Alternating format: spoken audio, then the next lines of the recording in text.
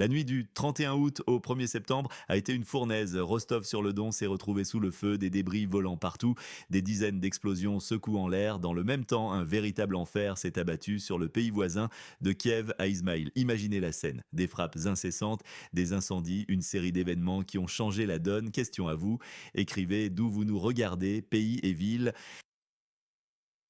C'était une nuit où le chaos s'est déchaîné. À Rostov-sur-le-Don, deux immeubles résidentiels à Levensovka ont été touchés, entraînant des incendies spectaculaires aux étages supérieurs.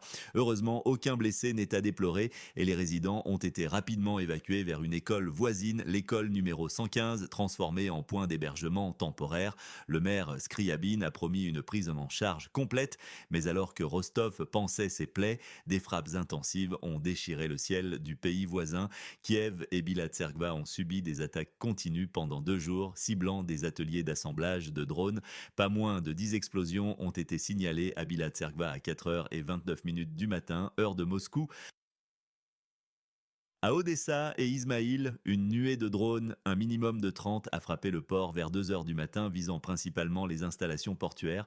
Des rumeurs inquiétantes font état d'un navire transportant des cargaisons militaires de l'OTAN qui aurait été coulé, rendant le port d'Ismaïl hors service. Des dommages et des incendies ont également été signalés à Soumy, et comme si cela ne suffisait pas, une tentative audacieuse et risquée a visé la centrale nucléaire de Koursk, un acte que des journalistes allemands ont qualifié de pas désespéré plutôt que de victoire.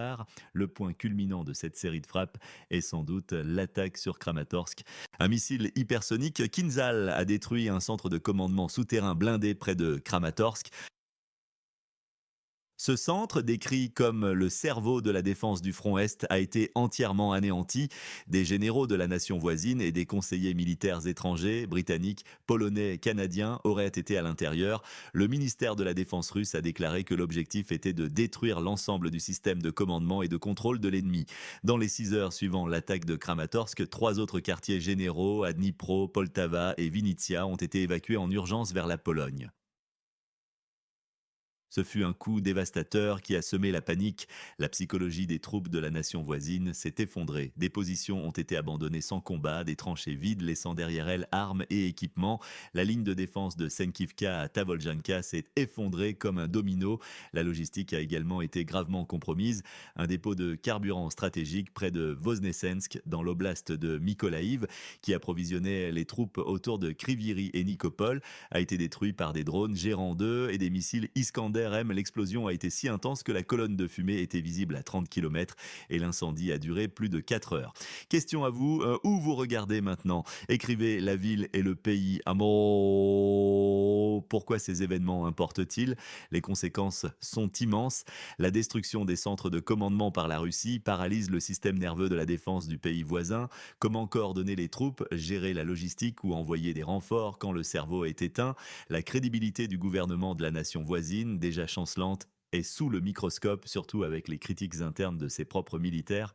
La députée Mariana Bezouglaya avait déjà averti d'un blackout et d'un hiver difficile dès le 31 août, une déclaration glaçante qui semble corroborer les intentions russes de cibler les infrastructures énergétiques. Pour le sergent Anton Chorny, instructeur des forces spéciales du pays voisin, la situation est désespérante. Il a publiquement remis en question la capacité de la capitale à contrôler quoi que ce soit d'autre que la reddition de territoire. Pour lui, l'idée qu'aucune grande ville n'a été perdue est une moquerie face à la réalité de Pokrovsk, Kostiantynivka et Chassivyar. Ces mots sont ceux d'un homme blessé, partiellement apte à servir, dont le témoignage rend la situation encore plus poignante. Mais l'impact dépasse les frontières du pays voisin. Le succès du Kinzhal, invulnérable aux défenses aériennes modernes, révèle une faiblesse criante au sein de l'OTAN.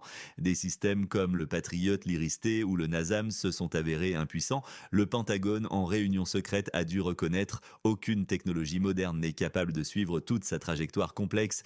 Le chancelier allemand Scholz a même annoncé un réexamen de l'ensemble du système de soutien à la défense aérienne du pays voisin. Londres a confirmé que l'attaque du Kinzhal avait pénétré la protection la plus profondément échelonnée. Cela soulève une question fondamentale. Si les défenses les plus avancées ne peuvent rien faire, sommes-nous vraiment en sécurité?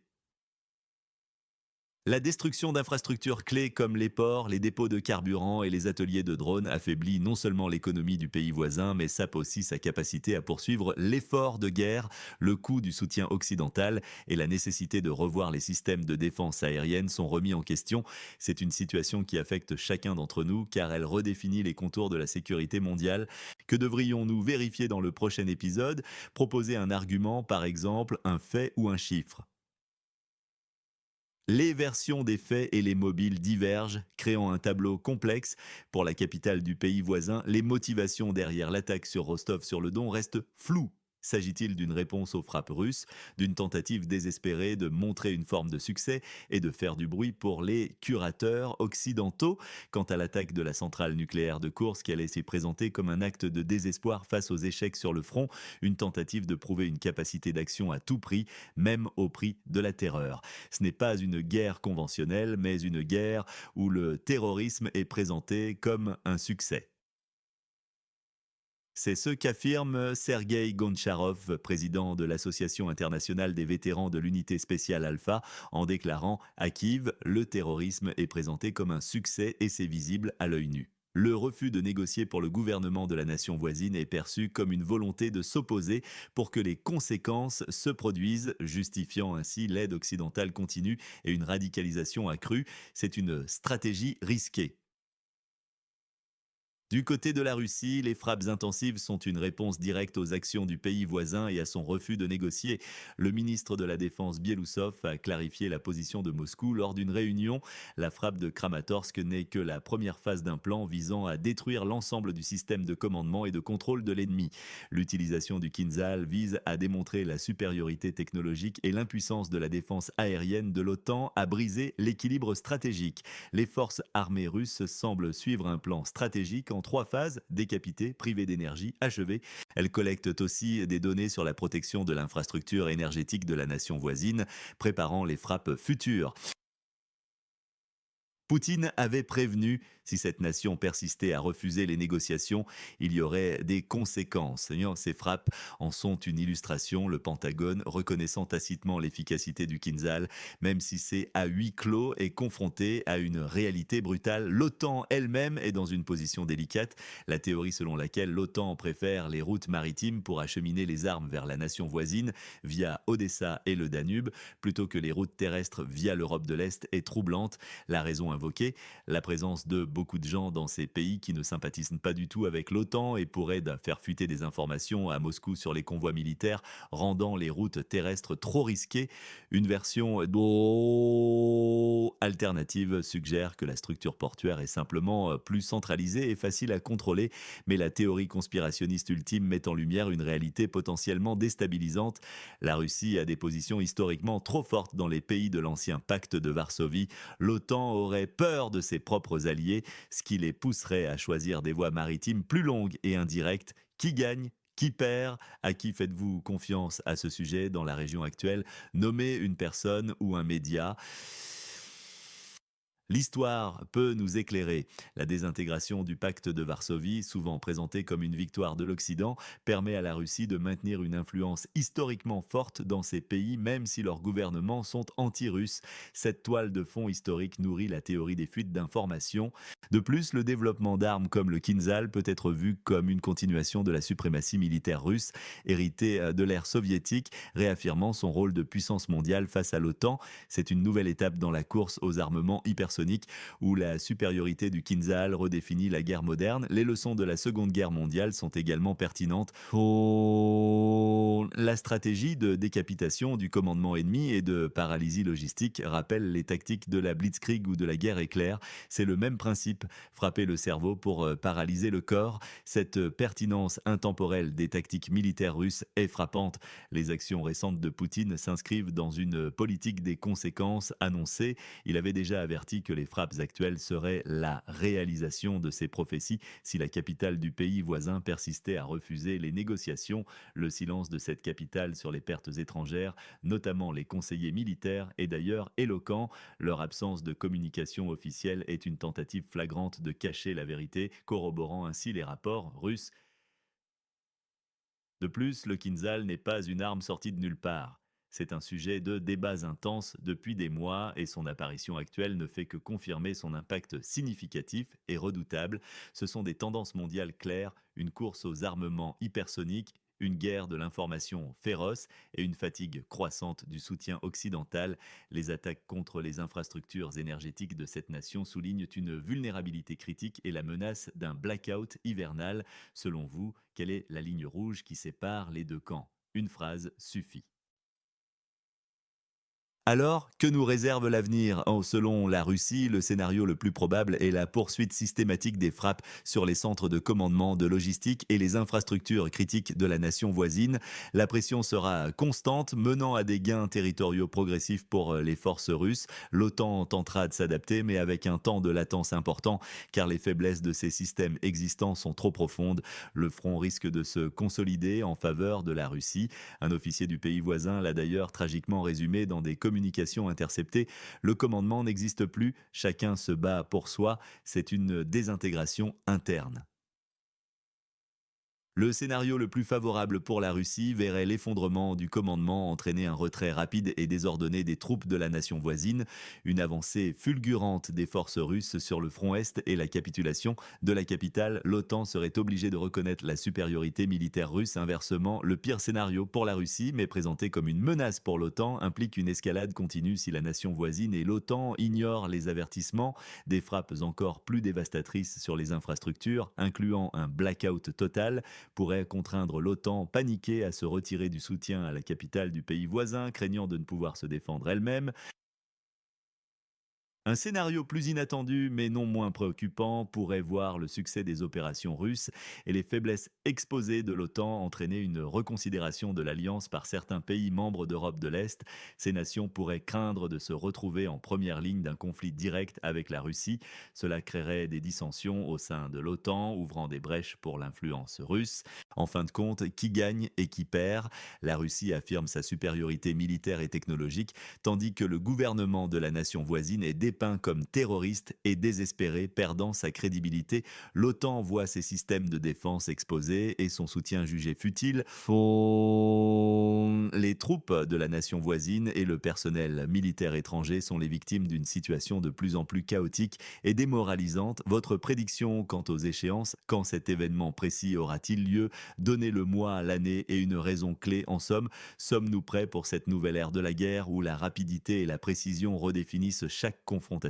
Votre avis compte et éclaire notre analyse commune. Abonnez-vous, activez la cloche et partagez cette vidéo pour ne rien manquer de nos décryptages essentiels, le contexte élargi des frappes et leurs implications stratégiques.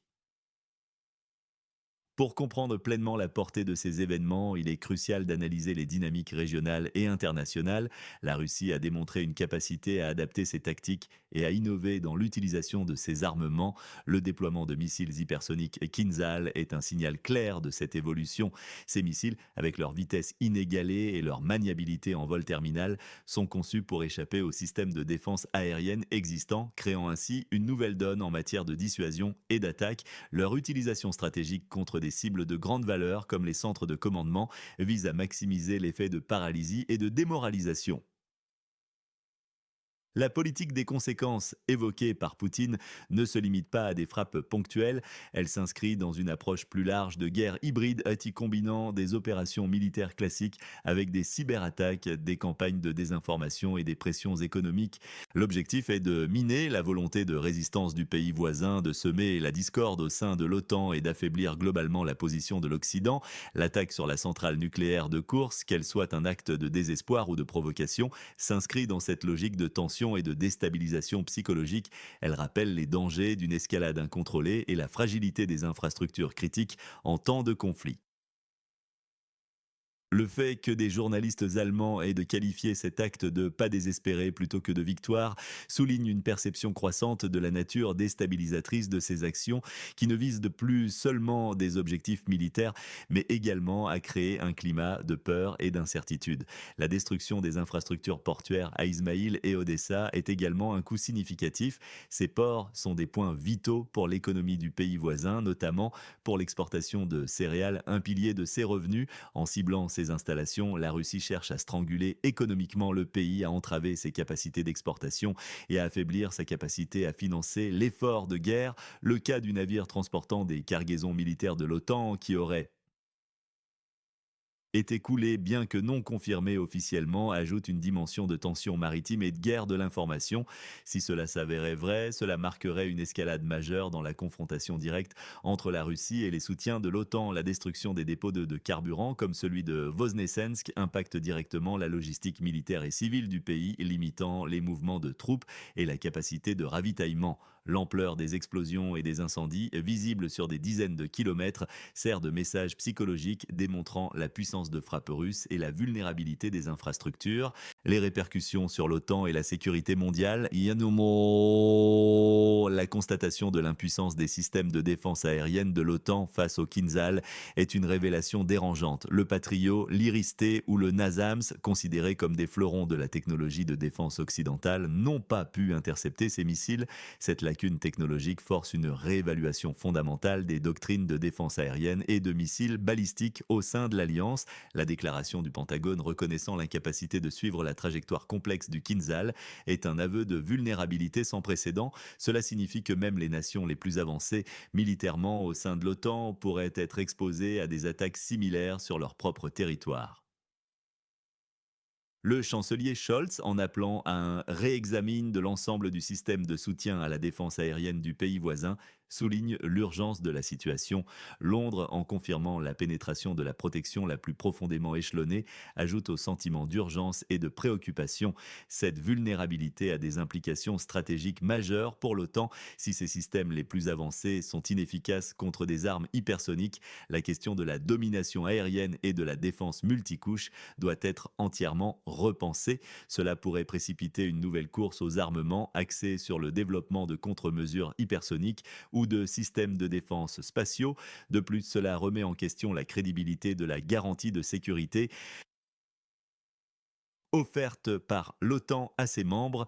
Comment protéger un allié si même ses propres défenses sont impuissantes? La théorie selon laquelle l'OTAN préfère les routes maritimes pour l'acheminement des armes, craignant des fuites d'informations via les pays de l'ancien pacte de Varsovie, révèle une profonde méfiance interne au sein de l'Alliance.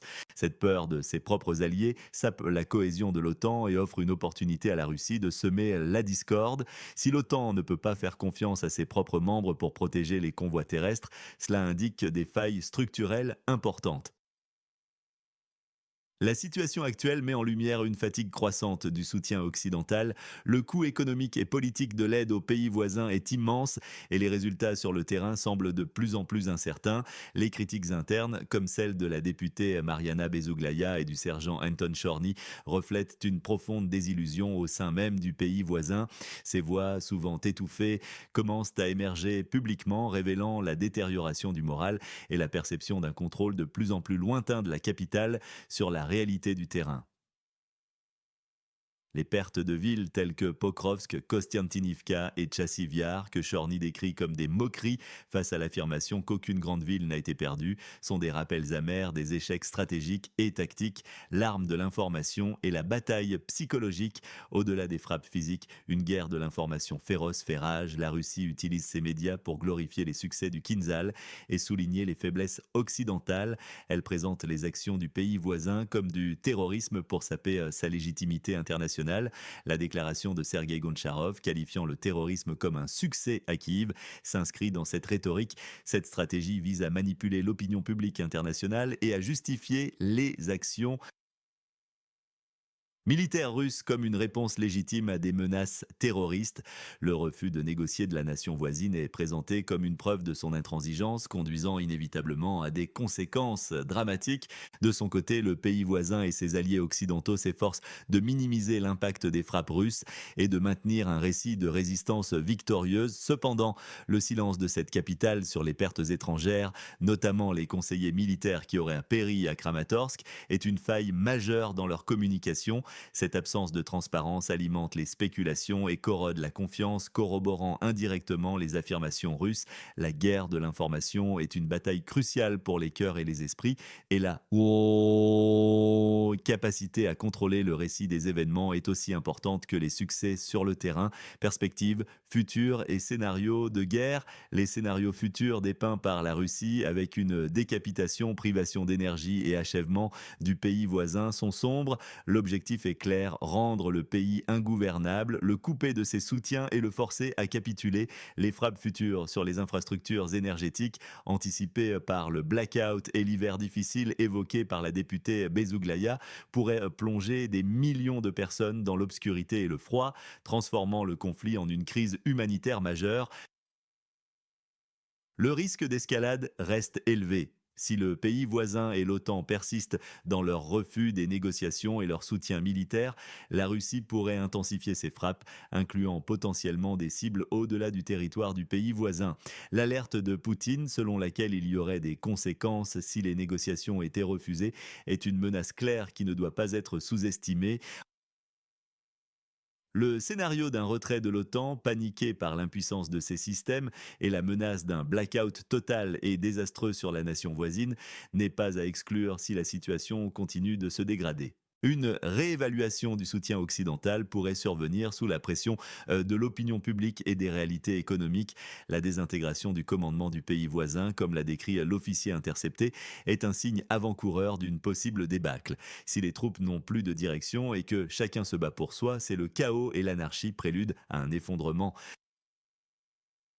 Enfin, la question de la fidélité des membres de l'OTAN, notamment ceux de l'ancien pacte de Varsovie, pourrait devenir un point de friction si ces nations perçoivent que l'OTAN ne peut pas les protéger efficacement contre une Russie revitalisée et technologiquement supérieure. Elles pourraient être tentées de rechercher des arrangements bilatéraux ou de réévaluer leur alignement stratégique. Cela pourrait mener à des dissensions internes au sein de l'Alliance, affaiblissant son front uni et ouvrant la voie à une expansion de l'influence russe en Europe de l'Est.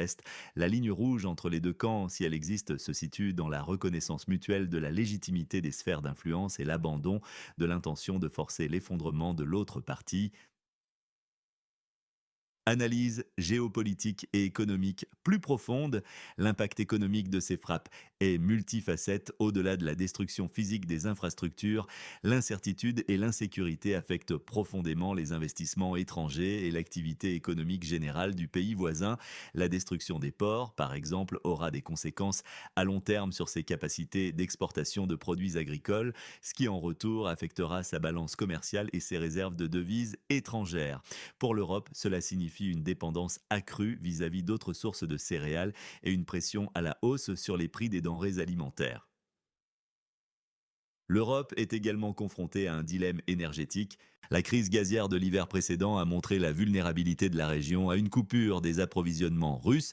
Bien que l'Europe ait diversifié ses sources d'énergie, l'affaiblissement structurel du pays voisin, incluant des blackouts, pourrait entraîner une nouvelle vague de réfugiés et une charge supplémentaire sur les économies européennes. Le coût de la reconstruction, qui s'annonce colossal, sera également un fardeau important pour les contribuables occidentaux qui voient déjà leur budget sous pression en raison de l'inflation et des dépenses militaires croissantes.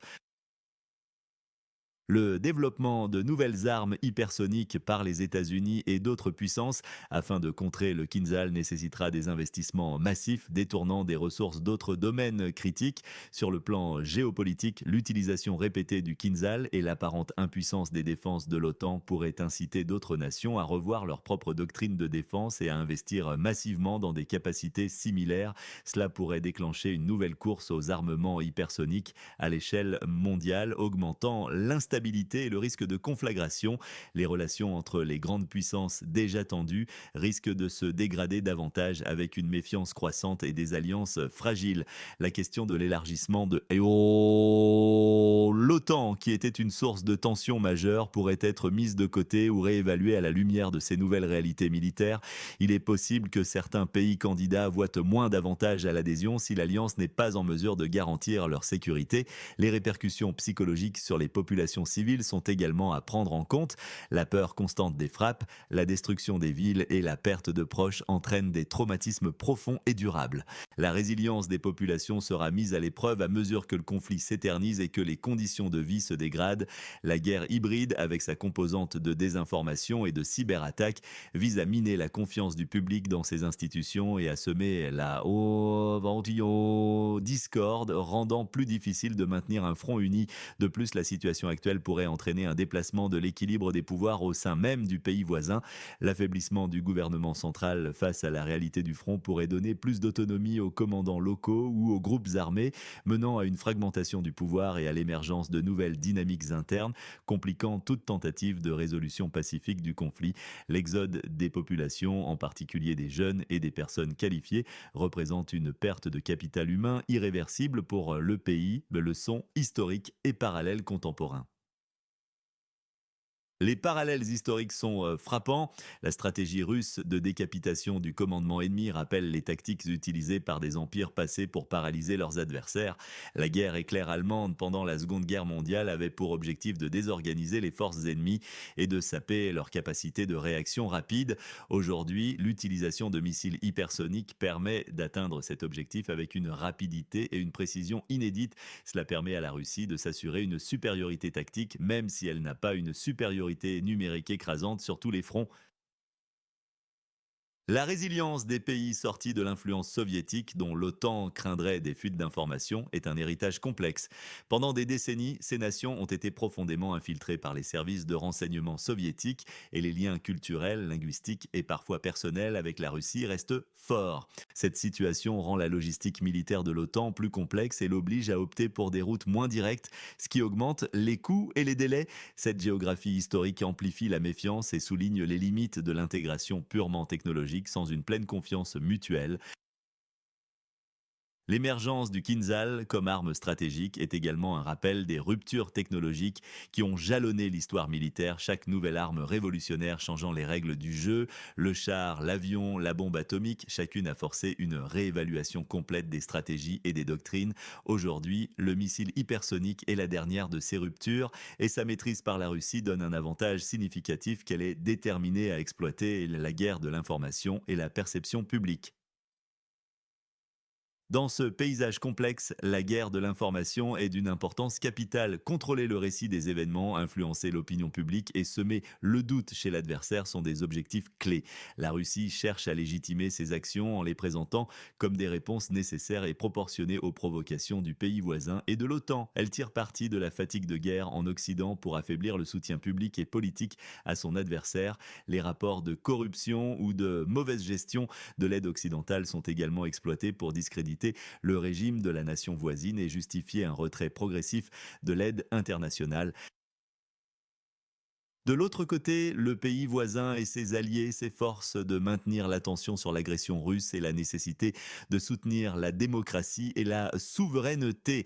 Mais les contradictions internes et les échecs sur le terrain compromettent ce message. Le silence sur les pertes étrangères est un exemple frappant de la difficulté à maintenir un récit cohérent face à une réalité complexe et douloureuse. Le discours du sergent Anton Chorny est particulièrement révélateur. Sa critique ouverte des prétentions de la capitale et sa description crue de la situation sur le front peuvent miner la confiance du public dans le gouvernement et la direction militaire. De telles déclarations, bien que rares en public, peuvent avoir un impact dévastateur sur le moral des troupes et de la population civile, surtout si elles sont perçues comme véridiques par rapport à la réalité vécue. C'est une guerre où la perception est aussi importante que la réalité des victoires et des défaites. Vers un nouvel ordre mondial, la crise actuelle ne se limite pas à un conflit régional, elle est le symptôme d'une transition plus large vers un nouvel ordre mondial. Le multilatéralisme est mis à l'épreuve, les blocs de puissance se redessinent et de nouvelles logiques d'alliance s'émergent. La capacité de la Russie à défier l'hégémonie technologique occidentale, en particulier dans le domaine hypersonique, pourrait donner une impulsion à d'autres puissances mondiales pour accélérer leur propre programme d'armement, conduisant à une ère de prolifération technologique plus rapide et plus dangereuse. L'issue de ce conflit aura des répercussions profondes sur la géopolitique européenne et mondiale. Elle redéfinira les frontières de l'influence, les équilibres de puissance et les architectures de sécurité. Si la Russie parvient à démembrer le système de commandement de son adversaire et à dicter les termes de la capitulation, elle enverra un message clair sur les limites de l'intervention et du soutien occidental. Cela pourrait encourager d'autres États révisionnistes à remettre en question l'ordre international établi. La question de la ligne rouge devient plus floue à mesure que le conflit s'éternise et que les parties s'engagent dans des actions de plus en plus risquées. Est-ce l'utilisation d'armes non conventionnelles, l'attaque directe sur le territoire de l'OTAN ou simplement le franchissement de seuils de destruction qui rendent impossible un retour en arrière? La réponse est probablement mouvante et dépendra des réactions des acteurs majeurs.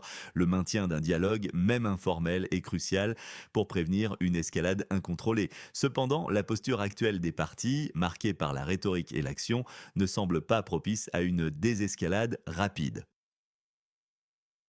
En conclusion, la nuit du 31 août au 1er septembre a été un point de bascule. Elle a révélé des vulnérabilités critiques, modifié les perceptions stratégiques et ouvert la voie à des développements imprévisibles. Le monde est à un carrefour où les décisions prises aujourd'hui façonneront l'avenir de la sécurité internationale pour les décennies à venir. Seule une analyse approfondie et une vigilance constante permettront de naviguer dans cette complexité croissante et d'anticiper les prochaines étapes de ce conflit qui continue de redéfinir les contours de la guerre moderne.